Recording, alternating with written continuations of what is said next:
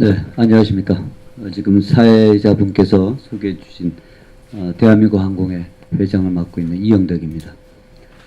이 안전성에 대한 그 문제를 이제 어떻게 제기를 설명을 드리는 게 사실은 이게 그 비행의 어떤 기술적인 부분이 이제 많이 있다 보니까 굉장히 이 설명을 하는 것 자체가 전문 용어를 써야 되고 뭐 이렇게 해서 하여튼 복잡성에 대한 문제점들이 있어서 사실 여러분들이 갖고 계신 지금 유인물의 그 35페이지 그 페이지에서부터 보시게 되면 드릴 말씀을 서술형으로 제가 다 풀었습니다. 그래서 그 서술형으로 말씀드린 그 내용을 참고로 해서 제가 보조 자료를 갖고 추가적으로 설명을 드리는 식으로 설명을 드리겠습니다.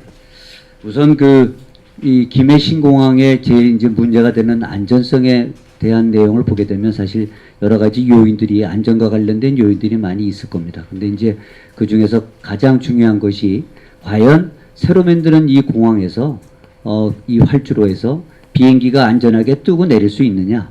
아까 앞에 그 토론해 주신 분들이 많이 말씀들을 나누셨습니다만은 그러한 차원에서 보면 이제 그 장애물이라는 게 비행하는 그 출액에 비행기가 다니는 길에서 장애물이 과연 안전하게 이게 그 비행기가 다닐 수 있게끔 처리가 될 수 있느냐 하는 그러한 점이 아마 많이 그 궁금하실 거고요.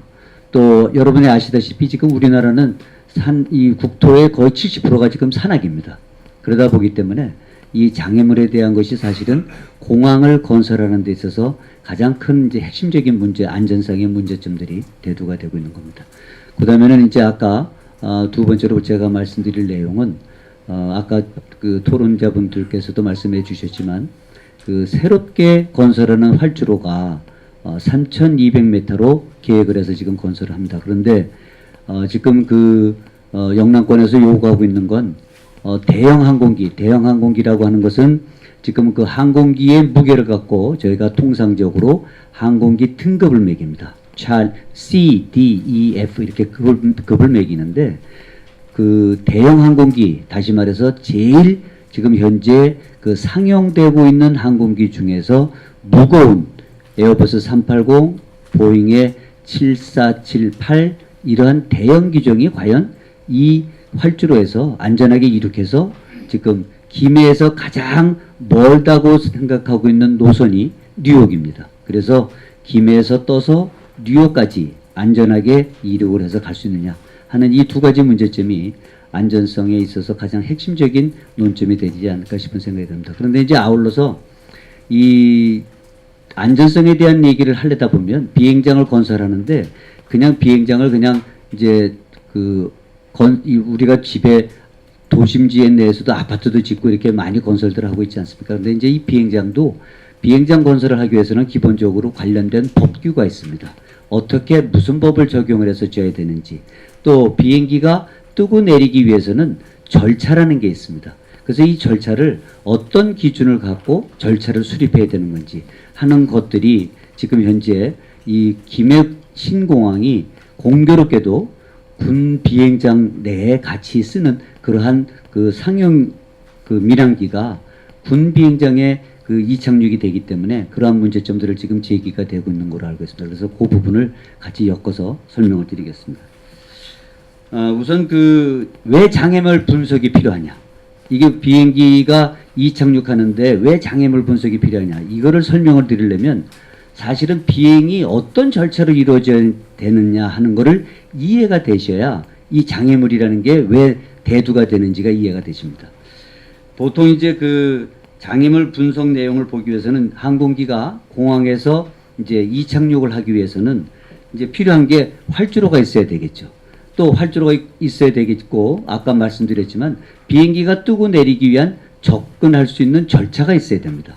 그래서 이 활주로가 있고 접근 절차를 만들기 위해서는 이제 그 항공기가 기준을 갖고 비행을 해야 되는데 이 군 항공기가 됐든 민간 항공기가 됐든 비행을 하는 방식은 두 가지가 있습니다. 한 가지는 조종사가 눈으로 보고 하는 이것을 우리가 시계 비행 방식이라고 하고 있고 조종사가 눈으로 보고 하지 않고 계기에 전적으로 계기에 의해서 하는 것을 계기 비행 방식이라고 합니다. 그래서 이제 그 비행기가 한국 공항에 이착륙하기 위해서는 시계 비행 방식으로 비행을 하느냐, 계기 비행 방식으로 비행을 하느냐, 이렇게 두 가지로 구분이 됩니다.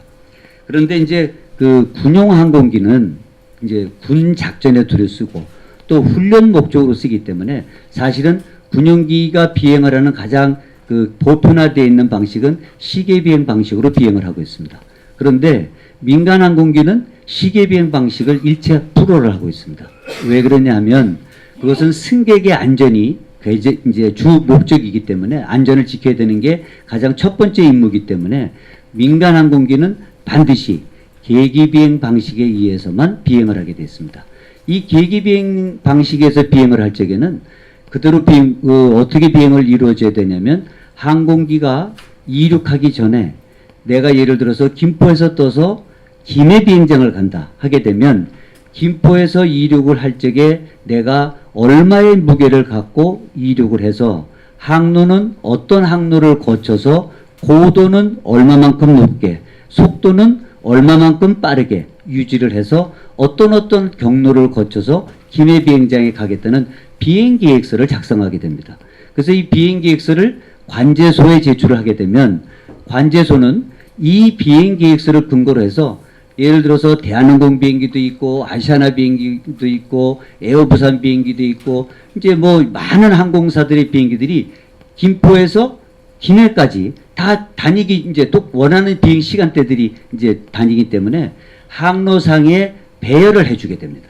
그래서 이 계기 비행 방식으로 비행을 할 경우에는 조종사가 절대 임의대로 비행을 못하고 관제사의 지시에 의해서 또 자기가 제출한 비행 계획서에 의해서만 비행을 할 수 있는 그러한 조건이 바로 계기 비행 방식입니다. 그래서 이제 이와 같은 그 계기 비행 방식을 쓰고 있는 건 대한민국만 그렇게 하는 게 아니라 사실은 이제 전 세계 모든 항공사들이 이와 같은 그 방식을 갖고 비행을 하게 됩니다. 아까 말씀드렸지만 그래서 시계 비행을 하게 되면 군용기 같은 경우는 이제 조종사가 장애물을 보았을 적에 자기가 임의대로 장애물을 회피를 할 수가 있습니다. 그런데 시계 비행 방식이 아닌 계기 비행 방식은 장애물을 보더라도 조종사가 임의대로 피해 다니는 게 아니고 주어진 항로와 고도와 속도를 지켜서 다녀야 되기 때문에 바로 계기 비행 이 방식에 의한 비행을 설정할 적에는 장애물을 충분히 회피할 수 있는 최저 안전 고도라고 합니다. 그것을. 그래서 장애물을 피할 수 있는 이 고도가 항로별로 다 설정이 되어 있습니다. 또 지역에 따라서 강화할 수 있는 최저 강화 고도가 설정이 되어 있고요. 그래서 이와 같이 그 설정되어 있는 그 비행 루트를, 비행 항로를 만약에 조종사가 임의로 이탈을 하게 되면 이거는 비행 절차 위규가 되기 때문에 조종사가 항공법에 따라서 처벌까지도 받을 수가 있습니다. 그래서 반드시 그 주어진 절차에 따라서 비행을 해야 되는 그 절차가 계기 비행 방식이다. 그래서 이제 이 계기 비행 방식이 왜 그러면은 이 장애물을 회피하기 위해서는 반드시 계기 비행 방식에서 우리가 고려해야 될 게 뭐냐. 장애물과의 얼마만큼 고도 간격을 분리를 통해서 비행기가 안전하게 그 비행을 할 수 있느냐 하는 거를 이제 따지기 위해서는 비행 절차에 대한 거를 따져야 되는데 이게 비행 접근 절차를 수립하는 데 있어서는 군용 항공기하고 또 민간 항공기하고 그 군용 비행장과 민간 공항과 절차를 수립하는 방식이 다릅니다. 그 방식이 다른 게 어떻게 다르냐면 계기 비행 방식에 의해서 접근하는 거는 이제 아까도 말씀드렸지만 그 민간 항공기를 기준으로 해서 운영을 하는데 우리나라가 그 민간 항공 조약 기구 다시 말해서 이제 아이카오라고 저희가 영어로 하는데 이 아이카오의 회원국입니다. 그래서 이 아이카오의 체약국이기 때문에 이 회원국으로서의 의무가 뭐냐면 아이카오가 정한 비행 절차를 지켜야 될 책임과 의무가 있는 겁니다.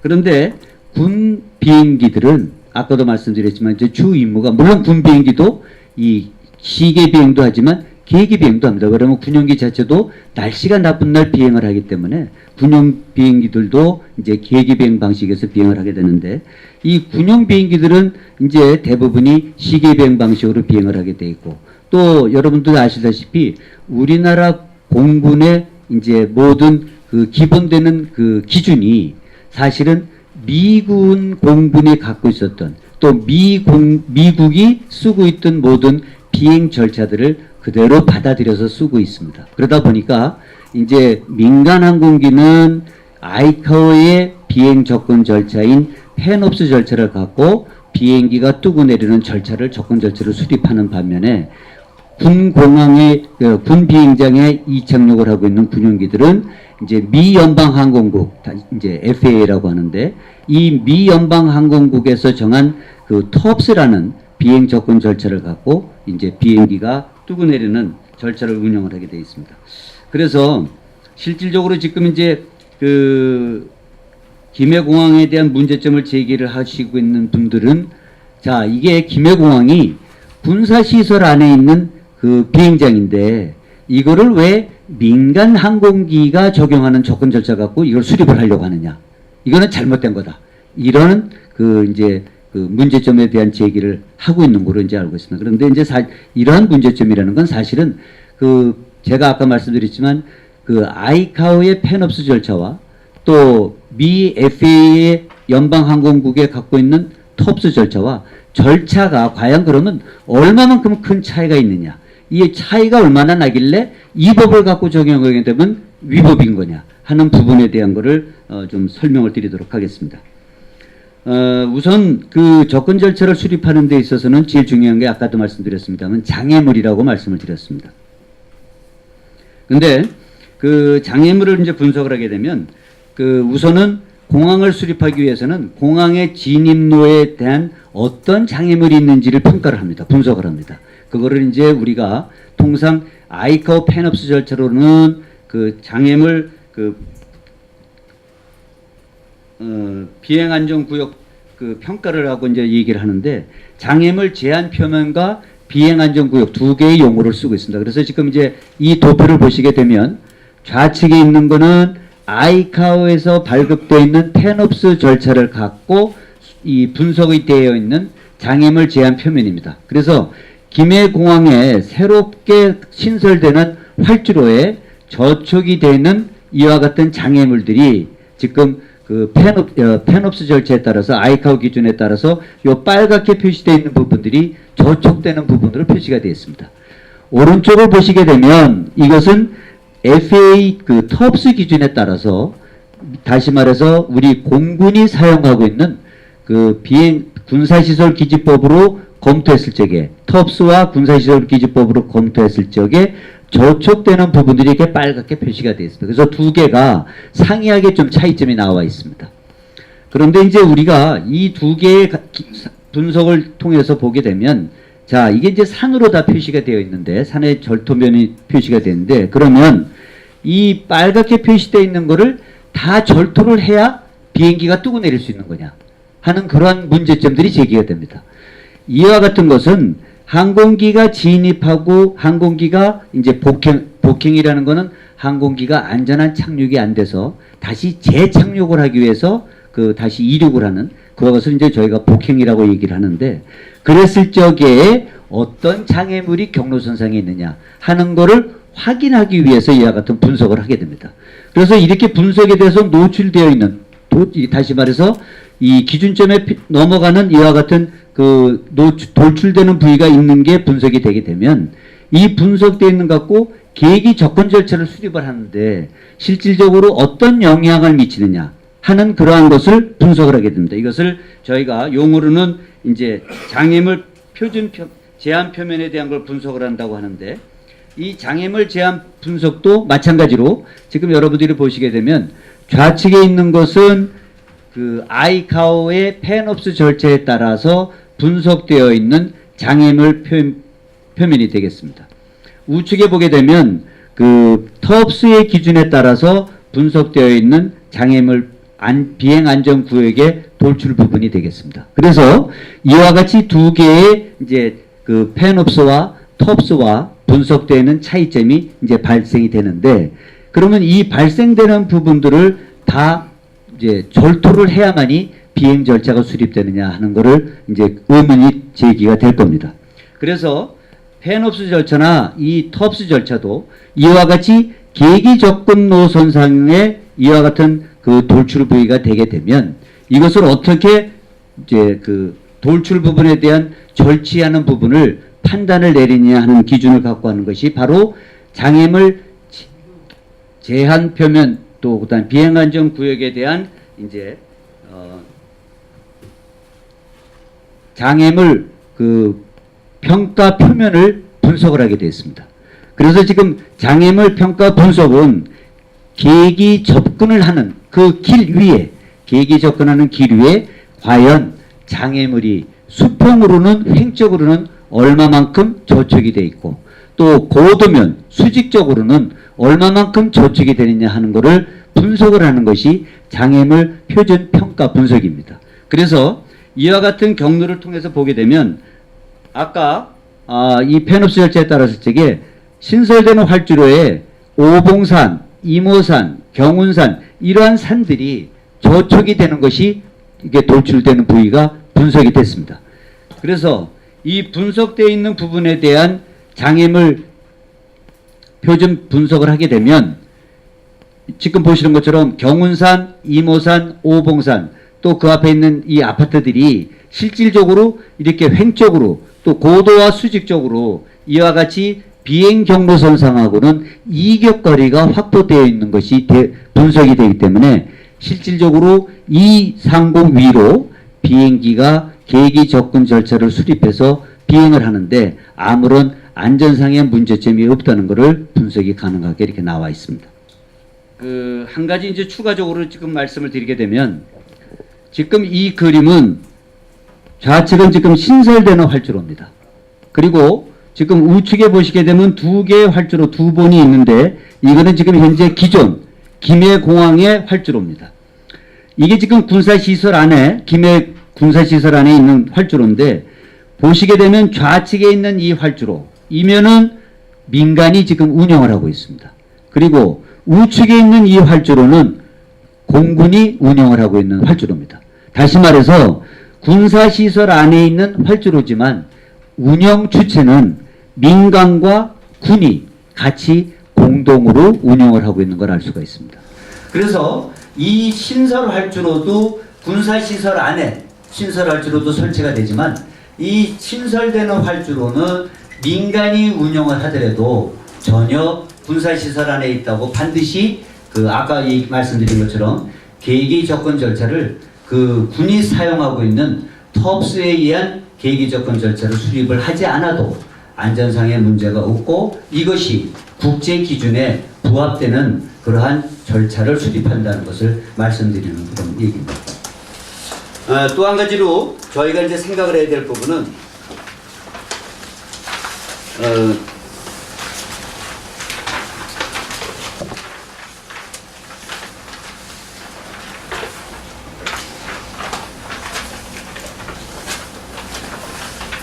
아까 말씀드린 것처럼 김해공항이 지금 보시면 오봉산, 이모산, 경운산 이러한 지금 OLS 분석회사에 저촉되는 이러한 부위들이 있고 바로 기존의 공항 위쪽으로는 지금 신어산, 돛대산이 이렇게 지금 분포되어 있는 게 보이고 있습니다.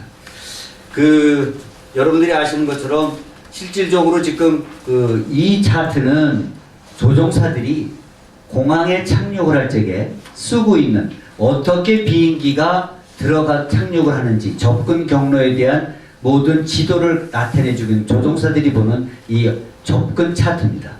이 접근 차트는 지금 여러분들이 보시는 것처럼 이렇게 지금 표식이 되어 있습니다. 비행기가 이 경로를 통해서 이렇게 들어와서 이렇게 이제 착륙을 하게 되는데 보통 비행기를 경로에 착륙하기 위해서는 저희가 여러분들 갖고 계신 36페이지 접근 절차를 보게 되면 경로선상에 접근을 5개 경로로 구분을 합니다.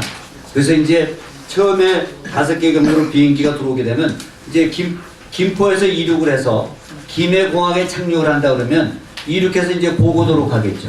그래서 고고도로 비행을 해서 간 비행기가 이제 공항에 착륙을 하기 위해서는 고고도에서 고도를 강화해서 중고도로 고도를 강화하고 중고도에서 저고도로 고도를 강화해서 이제 이렇게 경로를 따라 비행을 하게 되는데 이와 같이 들어가서는 첫 번째로 진입로가 이제 말씀드린 표준공항 도착 경로라는 것이 있습니다. 지금 보게 되면 접근 절차가 이렇게 이제 되어 있는데 여기 그 줄비라는 것이 비행기가 김해공항에 착륙하기 위해서 처음에 들어가는 문입니다. 이게 게이트라고 보시면 됩니다. 그래서 이제 이것을 그 이니셜 어프로치 픽스라고 하는데 여기에서부터 비행기가 접근이 시작이 되는 겁니다. 그래서 표준 접근 경로를 통해서 항공기가 관제사의 지시를 받아갖고 이 바로 게이트 문에 도달이 되면 여기서부터 지금 이 거가라고 하는 이게 중간에 설치되어 있는 문이라고 생각하시면 됩니다. 중간에 있는 문, 게이트. 그래서 이 루트를 따라서 비행기가 들어가야 되는데 지금 보시게 되면 여기서 지켜야 될 고도가 미니멈 강화할 수 있는 고도들이 정해져 있습니다. 이렇게. 그 다음에 이 경로는 모든 비행기들이 반드시 이 경로를 따라서 가야 됩니다. 근데 아까도 말씀드렸지만 비행기 비행을 하면서 조종사가 나는 이거 빨리 가고 싶어. 이걸 삥삥 돌아다니면 이게 시간이 걸리니까 난 바로 가고 싶어. 이런 것이 이제 허락이 안 된다고 아까 말씀드렸습니다. 그래서 이 김해 들어오는 모든 비행기들은 반드시 이 경로를 따라서 이 주어진 고도 또는 관제사가 지시하는 고도를 따라서 이렇게 이제 접근을 하게 되는데 이 거가르는 중간의 문을 통해서 비행기가 이제 활주로에 정대가 돼서 들어갑니다. 그러면 요 지금 보시게 되면 이 덕주라는 것이 비행기가 착륙을 하기 위한 최종적으로 반드시 통과돼야 될 그런 이제 포인트가 됩니다. 그래서 이거를 통상 저희들이 파이널 어프로치 픽스라고 최종 접근 지점이라고 저희가 얘기를 하는데 이 최종 접근 지점이 바로 이 거가르는 중간 그 문을 통해서 최종 접근하기 위한 이 문에 도달이 됩니다. 그러면 이 도달된 요 지점부터는 비행기가 그 일정하게 3도 강화각으로 실질적으로 이제 강화를 일정한 강화각으로 해야 되고 그 다음에 항공기가 지상에서 쏴주는 이 좌우측 평행선에 대한 정보를 제공해주는 그 루트를 따라서 이와 같이 한 점으로 비행기 추력이 비행기 궤적이 유지가 되면서 강화를 합니다. 그래서 통상 이 정밀 이거를 저희가 정밀 접근이라고 하는데 이 정밀 접근을 하기 위해서는 세 가지 조건이 있어야 됩니다. 그 세 가지 조건이 뭐냐면 첫 번째는 공항에 이 정밀 접근을 할 수 있는 로컬라이저라고 이제 좌우측 비행장 활주로 중심선상으로부터 좌우측에 얼마만큼 비행기가 이제 그 편류가 됐는지 이거를 나타내주는 로컬라이저 장비가 있고 그 다음에 이 3도 강압을 따라 들어갈 수 있는 3도 강압을 지시해주는 글라이슬롭 인디케이터라는 것이 있습니다. 이와 같은 장비가 공항에 설치가 되어 있어야 되고 또 이 공항에 착륙을 하기 위해서는 비행기에 항공기에 로컬라이저 장비와 글라이슬롭 장비에서 나오는 정보를 신호를 수신할 수 있는 수신기가 장착이 되어 있어야 됩니다.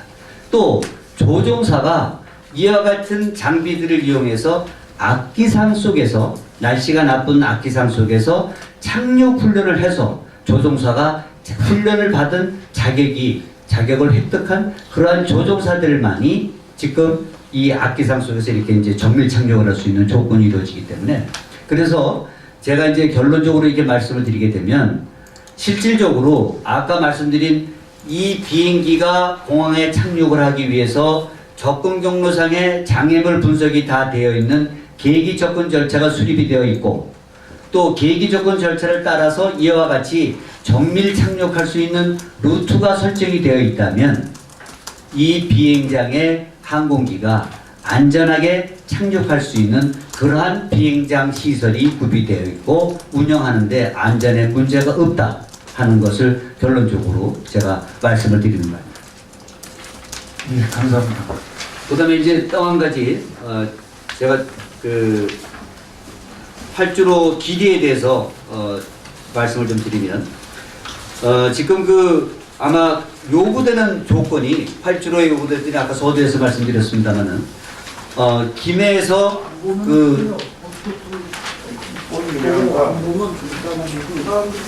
기록하고 있어요. 질문 있으시면 나중에 주시고요. 그 3,200m의 활주로를 신설하는데 과연 그러면 이 3,200m 활주로에서 비행기가 그 대형기가 이륙하는데 문제가 없냐? 이런 이제 문제점이 제기되고 있습니다. 물론 그 대형기가 이륙하는데 아무런 제한 없이 이륙을 하기 위해서는 활주로 길이가 길면 좋습니다. 뭐 3,200m가 아니라 4km, 5km 되면 더 좋죠. 아무 제한 없이 뜰 수 있습니다. 그런데 비행기는 그 항공기가 이륙하기 위해서는 여러 가지 요인들이 있습니다. 왜 그러면 항공사도 돈 벌어야 됩니다. 돈 벌어서 이윤이 남아야 됩니다. 이 비행기 노선이 예를 들면 그 어떤 항공사가 김포에서 떠서 김해공항에 착륙하는 뭐 예를 들면 뭐 한 편의 항공기다 그러면 항공사 입장에서는 그 한 편의 항공기가 상품입니다. 상품. 그러니까 상품을 팔면 그 상품 속에서 이윤이 남아야 되겠죠. 그렇게 하기 위해서는 여러 가지 이륙을 하기 위한 요건들이 필요한데 통상적으로 저희가 법적으로 보게 되면 그 항공기가 이륙하기 위해서 그 활주로에서 이륙하기 위한 법적인 검토로 활주로 길이를 검토하기 위해서는 다음과 같은 요인들이 있습니다. 첫 번째 요인이 일단은 제작사가 처음에 비행기를 설계를 해서 내놓을 적에 그 비행기를 설계하면서 여러 가지 시험 비행을 합니다. 그래서 이 엔진을 갖고 항공기가 뜰 수 있는 최대한 무게가 맥시멈 그 테이크 웨이트라고 최대 이륙 중량이라고 하는데 이거를 얼마로 해야 되겠다. 그래서 그게 반드시 설계 기준의 첫 번째 요인입니다. 그래서 이 비행기가 뜰 수 있는 최대 무게는 이거다 하고 내놓습니다. 그거는 어떻게 보면 설계상의 무게일 뿐입니다. 실제로 항공기가 운항을 할 적에는 그 무게를 갖고 운항하면은 항공사가 돈 많이 벌겠죠. 하지만 그렇게 운항이 될 수가 없습니다. 그래서 그 이제 제작사에서 그 기준을 갖고 그 성능 자료를 내놓는데 거기에 활주로를 설치하는 그 지점에서의 기후 조건이 들어갑니다. 이 기후 조건은 바람하고 기온이 참고가 되고요. 그 다음에 기온도 사실은 그 공항에서 가장 더운 달, 1년 중에 가장 더운 달에 매일같이 더운 기온이 있습니다. 그것을 월 평균 기온을 내서 그 평균 기온을 갖고 평균 기온을 적용하게 되는 게 기준입니다. 그 다음에 이제 활주로 면을 이제 건설할 적에 이 활주로 면이 사실은 우리가 눈으로 볼 적에는 아주 수평으로 되어 있는 것 같지만 실질적으로 이게 수평이 아닌 부분도 있습니다. 그래서 경사도가 어떻게 되어 있느냐. 그래서 비행기가 이륙을 할 적에 그 경사도 면이 이게 이륙하면서 그 상승 부위로 되어 있느냐, 하강 부위로 되어 있느냐. 이거에 따라서도 실질적으로 무게가 달라지게 되고요. 또 비행장이 설치되어 있는 그곳에 표고가 있습니다. 예를 들어서 해면 고도로부터 몇 메타 떨어진 곳이 이 비행장의 위치냐. 그래서 이런 것들이 김해 비행장 같으면 이제 4m가 되는데 해발 고도로부터. 그래서 이런 것들이 고려가 돼서 활주로 길이를 어떻게 얼마만큼 길이를 결정할 거냐 하는 게 이제 그 기준점이 됩니다. 그래서 이거를 그 국내 기준을 보게 되면 저희가 그 국내 기준은 비행장 시설 설치 기준이 국토부가 갖고 있는 게 있고요. 또 설계 매뉴얼이 있습니다. 그래서 이와 같은 기준을 갖고 그 활주로를 갖다가 설계를 하게 되는데 근데 이제 중요한 건 그러면 항공기가 이륙하는데 이륙 중량을 어떻게 분석을 하느냐, 어떻게 산출하느냐 하는 게 이제 항공기 이륙 중량에 대한 핵심입니다. 통상적으로 보게 되면 항공기가 갖고 있는 기본 무게에다가 그날 비행기가 운항을 해야 되는데 필요한 연료량이 있습니다. 그 연료량에 그날 얼마나 많은 승객이 타느냐, 그 다음에 또 승객이 갖고 있는 짐이 얼마나 되느냐, 화물이 얼마나 되느냐, 이런 것들을 고려를 해서 그날 항공기의 이륙 중량이 나옵니다. 근데 이제 이 인천공항에서 주로 이제 그 대형 기종을 쓰고 있는 대한항공하고 아시아나 두 개 항공사에 운항하고 있는 기준을 보게 되면 이제 그 여러분들이 아시기 쉽게 설명을 드리면 에어버스 330이라고 지금 뭐 인천공항에서 이륙해갖고 저 로마까지 가는 비행기들이 있습니다. 유럽까지 가는 비행기들이 있고 또 보잉 747-400 그 화물기 여객기 이거는 이륙해서 뉴욕까지 갑니다. 또 보잉 777-200-300 시리즈도 이륙해갖고 워싱턴까지도 갑니다. 난스탑으로. 이런 항공기들이 보게 되면 아까 그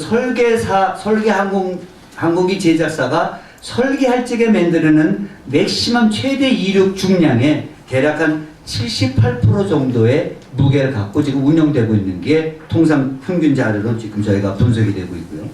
그 다음에 이제 그거보다 더 큰 이제 F급 항공기, 예를 들면 에어버스 380, 이거는 지금 현재 상용되고 있는 항공기 중에 제일 무거운 비행기입니다. 이제 지금 현재 운영, 전 세계가 운영하고 있는. 그 다음에 이제 보잉에서 만든 7478 항공기. 이런 그 대형 항공기 같은 경우에 보게 되면 최대 이륙 중량의 약 88% 정도로 데일리로 운항이 되고 있다는 자료를 저희가 분석이 됩니다. 따라서 실제로 신설되는 김해 공항에 3200m 활주로 같으면 대략 최대 이륙 중량의 98% 정도의 그 데일리 운항, 매일같이 운영하는 그 항공기 이륙 중량을 갖게 되면 3200m에서 대형 항공기가 이륙하는데 안전상에 전혀 문제가 없다 하는 것을 저희가 데이터로 분석을 받을 수가 있고요. 아까도 그 토론하시는 자료들에서 말씀드렸습니다만은 사실은 지금 제일 궁금하게 생각하는 게 김해에서 뉴욕까지 거리가 총 비행거리가 11,300km입니다. 이 11,300km를 그러면 에어버스 380 항공기가 김해에서 떠서 갈 수 있냐? 그거를 만들어 달라는 게 지금 요구사항입니다. 그런데 지금 데이터를 보게 되면 대략 김해에서 그 에어 380 항공기가 이륙하는데 3,190m가 소요가 됩니다. 그 다음에 777-300ER, 이건 ER이라는 거는 Extended Range라고 해서 777-300 오리진 원형의 항공기를 갖다가 날개하고 동체기를 더 크게 해갖고 장거리를 더 비행할 수 있게끔 만드는 비행기 기종인데, 이거는 최대 이륙 중량의 약 94%가 되게 되면 이륙이 3200m에서 충분히 이륙이 된다 하는 걸 저희가 분석이 됐습니다. 그래서 앞에도 말씀드렸지만 해외 공항에서의 그 사례를 보게 되더라도 그 미국의 보스턴 공항에서 홍콩까지 약 12,826km입니다. 이거를 보잉 77 기종이 현재 그 보스턴 공항이 3,073m입니다. 그래서 충분히 운영을 하고 있고요. 영국 맨체스터 공항이 3,048m입니다. 여기서도 지금 맨체스터에서 싱가포르까지 1,955km인데 이거를 에어버스 380 기종이 현재 운항을 하고 있습니다. 그래서 해외공항 사례에서도 그 보게 되면 충분히 그 김해 신설되는 3,200m 활주로에서는 대형 기종이 운항을 하는데 전혀 문제 없이 운항이 될 수 있다는 것을 끝으로 말씀을 드리겠습니다. 감사합니다.